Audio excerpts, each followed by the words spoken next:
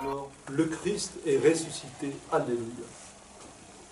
Ce cri, vous l'avez compris, c'est un cri qui est porté par l'Église depuis près de 2000 ans. 2000 ans où des hommes et des femmes se sont mis à la suite des premiers apôtres pour dire cette foi en la résurrection. À la suite des premiers apôtres qui ont été témoins oculaires de cette résurrection.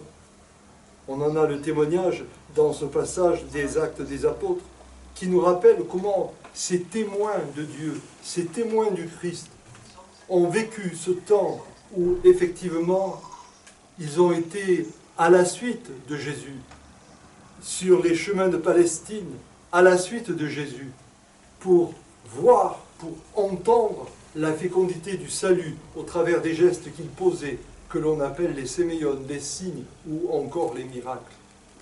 Et ce passage des Actes des Apôtres atteste que celui qu'ils ont suivi a été rejeté, a été piétiné, a été tué sur la croix, mais que le troisième jour, il est ressuscité.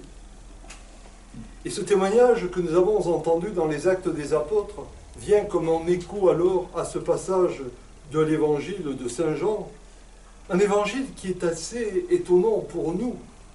En effet, les témoins de la résurrection sont témoins de quoi précisément? On pourrait s'attendre à une espèce de miracle, comme cela est évoqué dans l'évangile, par exemple, de Matthieu, où tous les éléments de la création semblent bouleversés. Il y a des tremblements de terre, il y a des roches qui tombent, il y a le feu qui arrive. Une description assez apocalyptique que fait l'évangile de Matthieu, le premier des synoptiques. Saint Jean ne nous introduit pas du tout dans cette rhétorique. Saint Jean nous dit simplement que Marie-Madeleine vient avertir Pierre et Jean. Le fait que Marie-Madeleine vienne avertir Pierre et Jean nous rappelle à quel point elle est l'apôtre des apôtres. Elle est la première qui a reçu cette onction, c'est-à-dire qu'elle est la première qui a été initiée dans le ressuscité. Avant même que les apôtres puissent entendre la portée de cet événement, c'est elle qui vient les chercher. Et là, nous voyons à quel point l'Église naissante se fonde sur la parole d'une femme. Non pas pour faire du féminisme, mais tout se fonde sur la parole d'une femme. Parce que la femme, elle qui peut enfanter, porte en elle cette intuition, cette intériorité qui lui permet de ne pas mettre un a priori dans l'événement extraordinaire tel qu'il se présente. Et bien sûr, cela nous rappelle alors comment Marie, la mère de Dieu, avait accueilli l'ange quand elle avait été choisie pour porter le Fils de Dieu en elle. Cela nous rappelle tout cet épisode également qui résonne jusqu'à Sarah, la femme d'Abraham, celle qui était devenue stérile et qui pourtant pourra porter l'enfant de la promesse, Isaac. Oui, parce qu'à Dieu, rien n'est impossible. Et dès lors, Marie-Madeleine est capable de dire le oui sans réserve. Et c'est elle qui va chercher Pierre et Jean. Pierre, qui avait été institué par Yeshua, et Jean, l'apôtre de l'amour. Ainsi, tous deux vont au tombeau. Et ce qui est assez étonnant et caractéristique de cet évangile de Saint Jean, ce 4e évangile, c'est que tout va basculer dans quelque chose d'assez anodin et fantastique. En effet, on nous dit que Jean, le plus jeune, entre et voit. Et le texte nous dit, il vit et il crut. Qu'a-t-il vu? Il a vu le tombeau vide. Qu'a-t-il vu? Il a vu le linge qui avait recouvert la tête du Seigneur posé avec le linceul roulé à part à sa place. Il n'a vu que cela.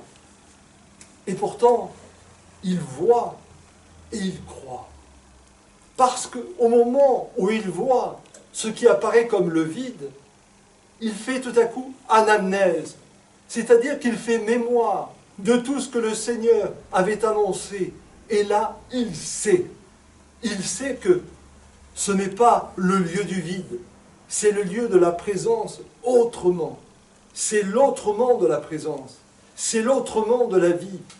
Et là, le « il croit » n'est pas la simple croyance telle que les hommes et les femmes peuvent la vivre depuis que l'humanité est, mais c'est la foi, c'est-à-dire l'inscription dans le Christ. À ce moment-là, Jean n'est pas le simple témoin, mais parce qu'il croit, tout à coup, il devient le visage du ressuscité. Il est le ressuscité. Il devient l'expérience résurrectionnelle. Il devient l'expérience dont nous parle l'épître de Paul aux Colossiens, lorsque Paul disait à ses amis, et il nous dit à nous-mêmes, « Vous êtes morts avec le Christ, mais quand paraîtra le Christ, votre vie fera que vous serez en gloire. » Autrement dit, la résurrection, c'est pas simplement il y a 2000 ans, mais la résurrection, c'est que au moment où j'accueille le Christ dans ma vie, je deviens moi-même un ressuscité, une ressuscitée, homme, femme. Nous sommes invités à nous relever de toutes nos morts et n'attendrons pas la fin de notre chemin. Se relever d'entre les morts, cela veut dire peut-être que mon couple s'est effondré, peut-être que j'ai été trahi dans l'amitié, peut-être ai-je perdu mon emploi, ma dignité, peut-être ai-je été chassé d'une église, peu importe. Mais il y a toujours le chemin autre que je vais pouvoir trouver. Et quand je trouve ce chemin autre, alors je suis de la vie, alors je suis du Christ, alors je suis de la résurrection, alors je deviens ce que je crois.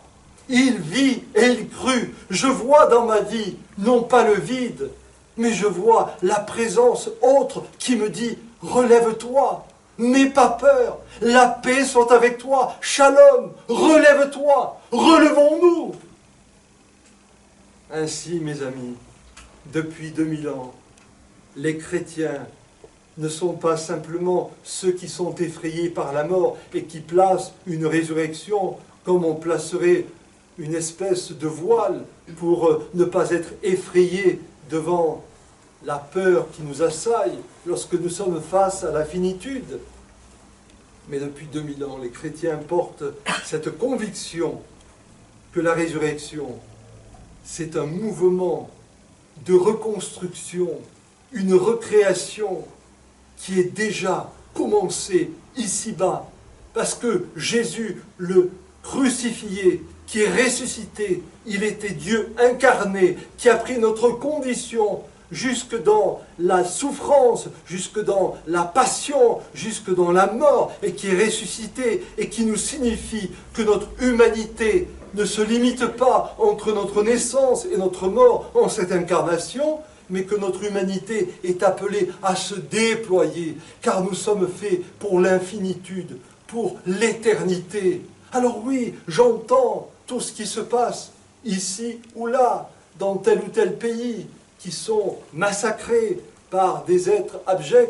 Oui, je sais l'injustice de par le monde. Nous savons aussi qu'il y a cette pandémie. Et pourtant, dans tout cela, nous crions « Christ est ressuscité ». Parce que la vie passera. Parce que nous serons plus grands que tout cela. Et parce qu'au dernier jour, quand nous serons dans le face-à-face avec le Seigneur, alors nous pourrons dire « Tu as eu faim et je t'ai donné à manger. Tu as eu soif et je t'ai donné à boire, mon Seigneur. Tu as été un étranger et je t'ai accueilli, mon Seigneur. Tu as été rejeté, en prison, et je t'ai visité, mon Seigneur. » Et là, nous saurons que chaque fois que nous avons fait des petits gestes qui nous ont arrachés de la condition blessée, nous étions déjà dans la communion avec le ressuscité. Et il nous dira, oui, avec moi, désormais, tu es dans le paradis. Aussi, nous pouvons nous mettre tous debout.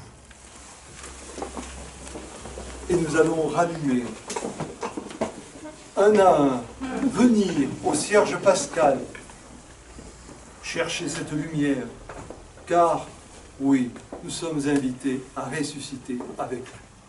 Alors que nous approchons en procession, tranquillement, pour venir chercher la lumière, et nous allons reprendre. Christ est ressuscité des morts, Alléluia. Christ est ressuscité des morts, alors il a vaincu la mort. À ceux qui sont dans les tombeaux, il a donné la vie.